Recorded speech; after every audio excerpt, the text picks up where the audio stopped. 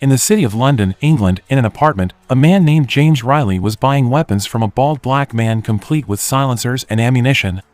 Somewhere else, at a cafe, a Turkish woman was dating a detective named Jonathan Parker. They chat a bit and went straight to the hotel to do their business. At the same time, Riley robbed a box full of diamonds from a bank. He then burned down his car to remove traces and then leaves in a luxury car. Riley then met Adrian Peters, a close friend of Riley as well as a reliable diamond seller. After looking at the diamonds, he told Riley that each carat is worth around $20,000. There are 44 packs containing 2 diamonds in each pack. Adrian offered a price of $8,000 per stone because he had to spend more money to make the certificate. Adrian promised that within 72 hours Riley would receive the money. They agreed to the transaction and Adrian took the diamond away to sell. In the morning, Parker received a call from Dixon who reported a burnt stolen car from Manchester. Parker rushed to the crime scene to check the situation with his 2 subordinates, Sands and Dixon. They couldn't find any evidence there besides the information about the car being stolen. The 3 of them then went to handle a different case, stalking a drug dealer named Mark Corso, the son of Joseph Corso. Parker took turns with Sands and Dixon to follow him to avoid suspicion. Finally, Dixon found out that Mark had checked in at a hotel. Shortly after, a drug dealer named Curtis came out of the hotel, followed by Mark. Parker, who saw it, didn't do anything. He just let Mark go, but in the evening, after confirming that Mark had taken the drugs, Parker immediately arrested Mark. Mark tried to escape, but with the help of Dixon, Parker managed to arrest him. Parker then took a bag that Mark brought with him. He took away a package containing drugs from the bag and gave it to Sands. The 3 of them then had a drink at a bar while waiting for someone. They turned out to be waiting for Joseph Corso himself. He came with George Cutter, his confidant. Joseph and Parker had a close conversation between the 2 of them. Parker told Joseph that he had arrested Mark for possession of drugs and that he would be sentenced to 6 years in prison. Joseph knew that Park had a hidden intention of inviting him. Suddenly, Parker asked Joseph to work for him to rob something for him. Joseph warned Parker not to deal with him, but Parker used Mark's arrest as his leverage and managed to seal a deal with Joseph. He wanted Joseph to hire Riley. On a giant Ferris wheel, Riley received a call from Adrian who told him that the diamonds had been sold and that he would hand the money to him that night. Riley then went to the meeting point only to find Adrian's dead body covered in blood.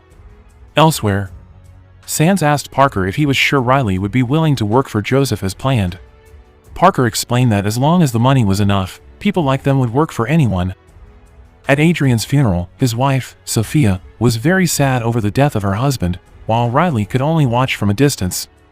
When everyone left, Riley finally approached and said his condolences to Sophia. She blamed that if it wasn't for the diamond, her husband would not have died. That night Riley was lost in contemplation, wondering who was Adrian's killer who took all his money. He then came up with one name, Joseph Corso, the one who could do anything in London. Suddenly, Cutter showed up. Riley sneaked up and pointed his gun at Cutter, but Cutter didn't seem to be afraid. He then conveyed Joseph's message, saying that he was invited to meet Joseph. Knowing there was no other choice, and besides, he also wanted his money back, Riley decided to fulfill the invitation. Joseph said Riley was a professional who could be relied on to do a great job. He offered to do a mission with a tempting $57 million profit, but somehow, Riley immediately refused, saying that he used to work alone. Hearing the refusal, Joseph threatened, saying that nobody would like to refuse his offer because it could lead to losing one's life. He mentioned Adrian and said that the money he collected from him was nothing more but a commission for him. Joseph once again offered the job to Riley. Riley would work directly under him. All preparations would be taken care of by Riley himself, and his share for the mission is 30%, non-negotiable. Riley knew that to save himself, he had to accept the offer. Somewhere else, Parker, Sands, and Dixon were waiting for Joseph to arrive at a port. Dixon asked Sands about the tactics Parker was using. He found the strategy undoubtedly wrong in the eye of justice. Sands didn't answer but instead asked him back whether he wanted to be a detective or not. Dixon said yes. Sands then advised that one day, Dixon ended up in the same situation, regardless of procedures or norms of justice. He had to do it because there is no other choice. Shortly thereafter, Joseph appeared handing over an envelope saying that the plan would be carried out in May. He also asked Parker to let him see Mark at the next meeting. For him, his son is everything. If something happened to Mark, he would chase Parker for the rest of his life. On a foggy morning, Joseph and Cutter met Riley. He explained the target building and all the necessary information in great detail. Cutter would work with him throughout the mission. Riley was not happy to hear that because he preferred to act alone, but he still accepted it, but if Cutter was holding him back, he would kill. Riley's plan required 2 weeks to prepare because it was the biggest robbery he ever did. At night, Parker was seen in his car.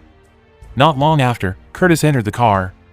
It turned out that Curtis, who was selling drugs to Mark, was Parker's subordinate. From the start, Parker had deliberately framed Mark to buy drugs from Curtis. He then caught him to control his father. Parker had done his illegal business for many years. He had caught several dealers, taken their drugs, and then sold them back. Curtis was just one of the dealers who worked for him. Riley went to a cafe to meet Joseph to talk about their plan. Riley was the type of person who would talk only if needed. He always assessed the situation carefully. He told Joseph that their plan could be carried out by the next week, but there was one problem remaining. He couldn't get the access code to the safe. Joseph couldn't promise, but he would try to negotiate to get it. It's a little difficult to persuade the owner of the access code. Joseph had to take a little more effort to get it. Riley doubted a mafia that has been in the game for 10 years like him couldn't get the code. Joseph asked if Riley had another plan, but he kept silent. He knew a person like Joseph was not trusty and that he always had to have a backup plan while working with him. Joseph told Riley that he needed 48 hours to get the code, but Riley asked him to get it in 24 hours because their mission was time-sensitive. Joseph felt offended. He said Riley was very similar to his brother Paul, who always thought he knew everything, but in fact, his stupidity ended up killing him. Riley was not triggered. He just kept silent and went away, leaving Joseph in annoyance. Joseph began to understand that the most dangerous person is the one who stayed calm in any kind of situation. Joseph stayed in his seat and called Parker, asking him to immediately bring someone who knew the access code. Long story short, Parker met Joseph. He was very angry after he called his number. He was afraid that the headquarters might sniff on their business, but Joseph didn't seem to care. He asked Parker to immediately release his son. Parker refused. He knew that Mark was the only key to controlling Joseph, and letting him go was a reckless act. Joseph was not angry. He instead told Parker how hard it is to have a child and to love him despite his bad side. Joseph then mentioned a black Range Rover and threatened to spill that to Parker's boss if he refused to release his son. He also demanded Parker bring the access code that he needed.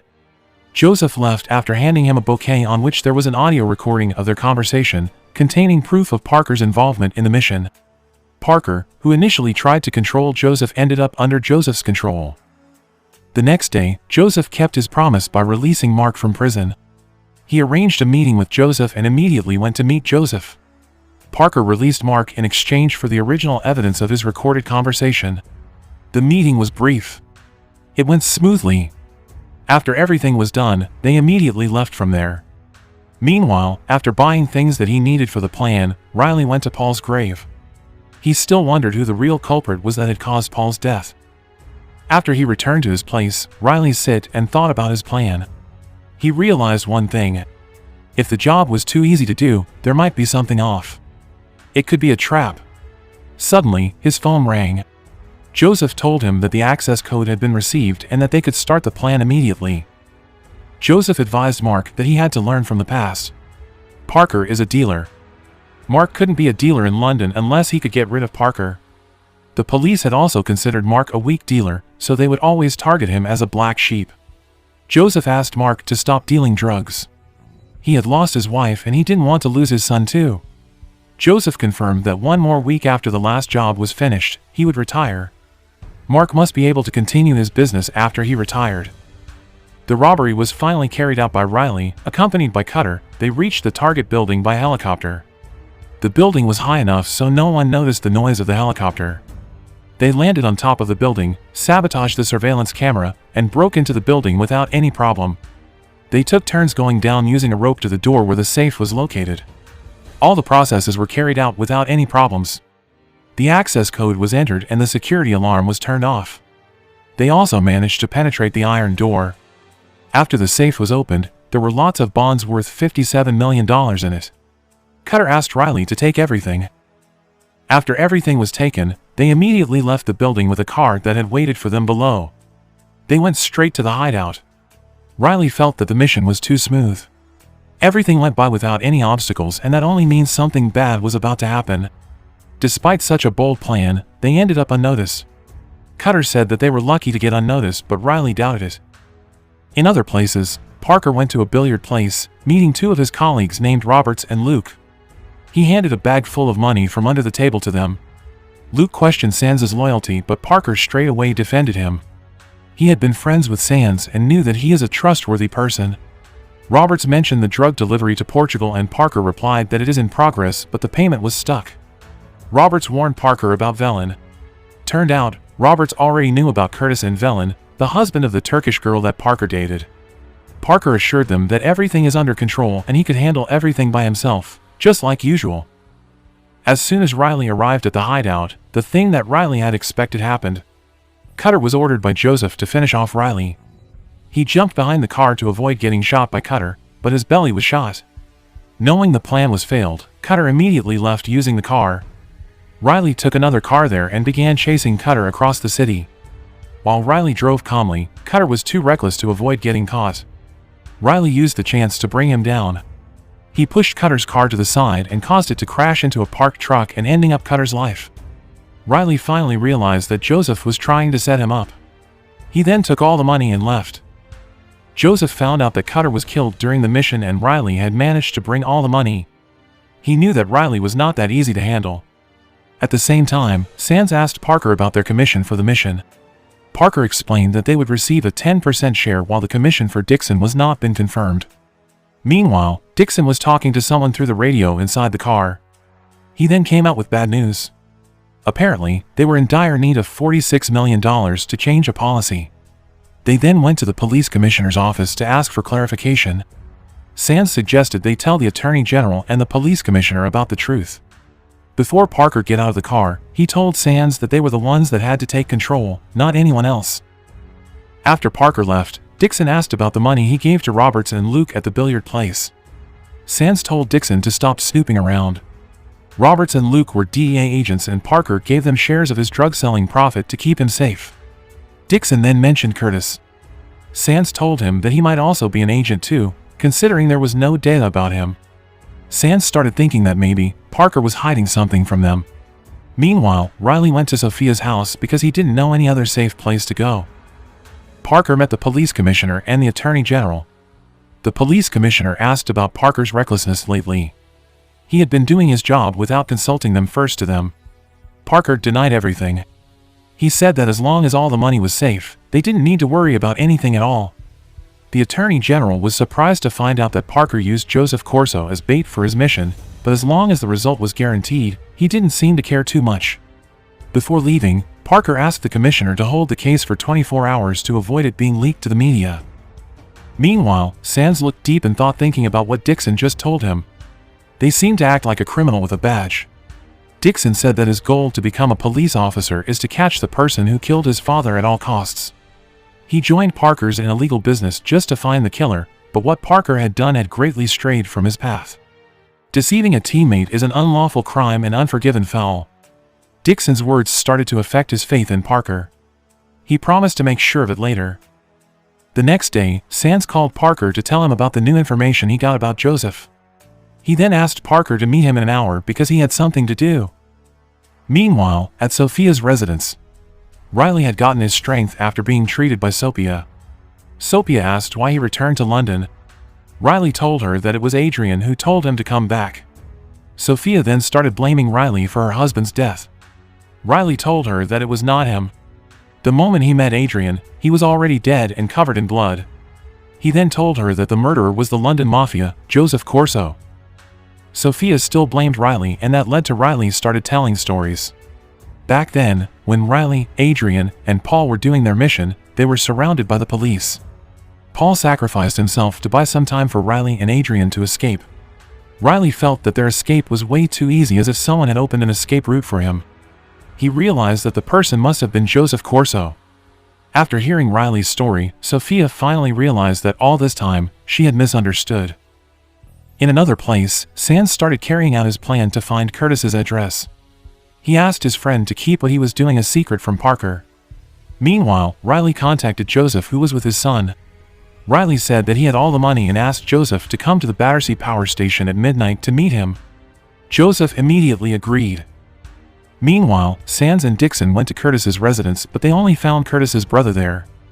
After threatening to frame him, he finally told them where Curtis was. A few moments later, Curtis, who was at the barbershop, received a message from his brother, telling him that the police were heading towards him. As soon as Sands and Dixon arrived, Curtis frantically ran away, but in the end, Sands and Dixon managed to catch him. Sands directly interrogated Curtis about all the things Parker had done. Curtis could only tell them the truth. He said that at the beginning, he was just a drug dealer. One day, he was arrested by Parker, but strangely, he was instead offered to work for him to help him make many transactions, including trapping Mark Corso. Curtis mentioned the Turkish woman that Parker dated. She was the one who stole all of Parker's money. He then told Dixon that he needed to make sure of something. Dixon offered himself to join, but Sands refused. It will be faster for him to go alone. Sands went to a bank. He met a woman there and asked about the confirmation of the transfer to his bank account, but the woman explained that Parker had just come in the morning to close the account. He said that he wanted to use another bank. Now he realized that his share of the money had been stolen by Parker. Sands asked Parker to meet on the top floor of an empty building.